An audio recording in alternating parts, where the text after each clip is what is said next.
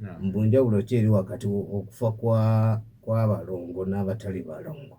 Tewali njawulo. Baasi omulala agambye mbu waliwo Seeke yagamba nti eddiini ezaava ewa Katonda ziri ssatu, y'Abayudaaya, Abakristaayo n'Obusiraamu. Ezaava ewa Allah. Kale ye adde agamba nti ye abadde akimanyi nti ddiini eyava ewa Katonda ya Busiraamu.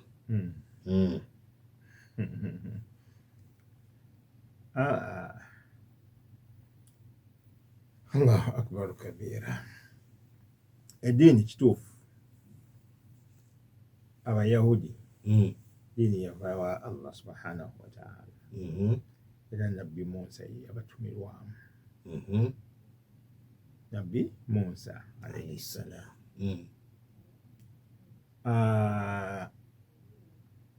Annasraniya oba almasihiya lyerinnya eriri mu Quran. Masihiya oba naswara, ddiini nayo yava wani wa Allahu subhanahu wa ta'ala. Nabbi Isa oba Jesus ye yatumwa nayo. Eddiini Busiraamu nayo neeva ewa Allah, nebeera nga ki Muhammad sallallahu alayhi wa sallam ye yatumwa nayo. Kati inna ddiina inda Allahi al-Islam. Aya eyo kyetegeeza nabiyuna Muhammad sallallahu alayhi wa sallam olw'okuba ye yasembayo mu bannabbi bonna. Tewaliwo nabbi agenda kujja mulala okujjako ye yasembayo. N'olwekyo ye ddiini ekola ki? Esemba ye yasemba, yejja n'ebeera nga amateeka agaasookawo gonna gaali gakola ki? Gatuliidinga ku ddiini Busiraamu. Era nabiyina Muhammad sallallahu alayhi wa sallam hadiisi emu atugamba nti ye ne bannabbi abaasookawo balinga bali abajjanga nga bateekako bazimba kati ettaffaali eriryenga lyali lisembayo. Eyo hadiisi ya Rasulullah nga bazimba Obusiraamu. Yes. Erirye lyerisembayo era lyeyateekawo eribeera nga lyerigize byonna, lyezingiramu biki byonna. Nabiyuna Muhammad sallallahu alayhi wa sallam era bwe yali atumibwa mu hadiisi ye gye tumanyi obulungi ennyo, bu'ithtu li utammima makarima al akhlaq. Mbuki bw'atyo bu'ithtu li utammima makarima al akhlaq. Sikategedde. Najja kujjuuliriza. Nabbi yennyini yakola ki? Yasomesa kujjuuliriza bali bye baasooka okusomesa nga bikwatagana n'empisa ennungi, empisa ez'obuntu omuntu z'ateekwa okubeera nga zeyeeyisaamu. Kati oli eyamusomesa n'amugamba ddiini zonna zaava waani? Wa Allah. Kimutuufu nnyo. Naye eddiini Busiraamu ye yasembayo era yeyina okuba nti yegobererwa mu nnankaniyo mu buli ngeri yonna. Eddiini Busiraamu yeyina okugobererwa. Waliwo okugaziya kungi nnyo kwe sisobola kubeera nti nkola essaawa eno. Oba akatono ennyo. Naye nga mu bufunze kyekyo. Akatono ennyo omuntu ayinza okubeera nagamba nti zonna zaava wa Katonda. Kati n'ayagala agende eno agende eno. Nti nkugambye nabbi yennyini ye yatugamba nti ye ly'ettaffaali eryakola ki? Eryasembayo. Ana dhalika labina. Nze kiki? taffaali eryo erisembayo. N'olwekyo buli yenna alina kubeera ng'agoberera Allah nga ayita mu nze. Kitegeeza gali amateeka agaasooka gaakoma, balina kugenda na mulembe gwe. Anti wuliriza, Nabbi Musa yatumibwa mu Bayudaaya,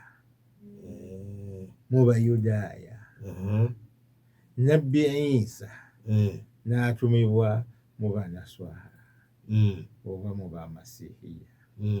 Kati Nabbi sallallahu alaihi wasallam teyatumibwa eri bantu gundi ne gundi ne gundi, wabula ye yatumibwa ila nnansi kaafatan, eri abantu bonna.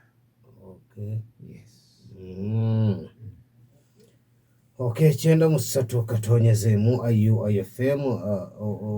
Ebibuuzo nsuubira biwedde. Oli yabuuzizza nti kaakati wabanga yakosa omufu.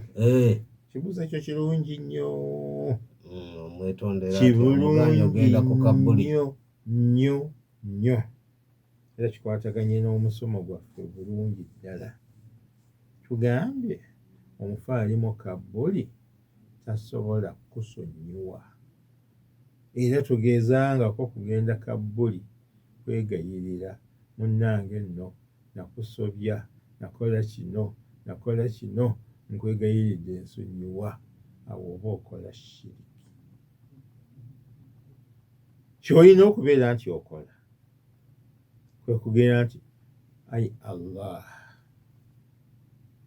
omuntu gundi namusobya ate ono afudde oba yafa, sikyasobola kubeera nga mukola ki mwetondera. Ayi Allah musonyiwe, ebyamuyitako byonna mukole ki musonyiwe, era nange onsonyiwe. Kati Allah yasonyiwa, naye gwe kyolina okukola ennyo kwe kusabira omufu gwe wakosa Allahu subhanahu wa ta'ala gy'ali abeere ng'amugondezaayo. Wallahu a'lam. Basi sijja kusukkawo mukama wange. Oba tosusseewo nange era awo sisukkawo. Ansabe Allah subhanahu wa ta'ala atugase n'ebyo bye tuwulidde. Mukadde wange Idrisa weeteeka ne famire nkutumidde. Imam Nur, karibu sana. Salamu zetu kwa watu ya Bugema wote, insha Allahu taala. Swahili mwekali.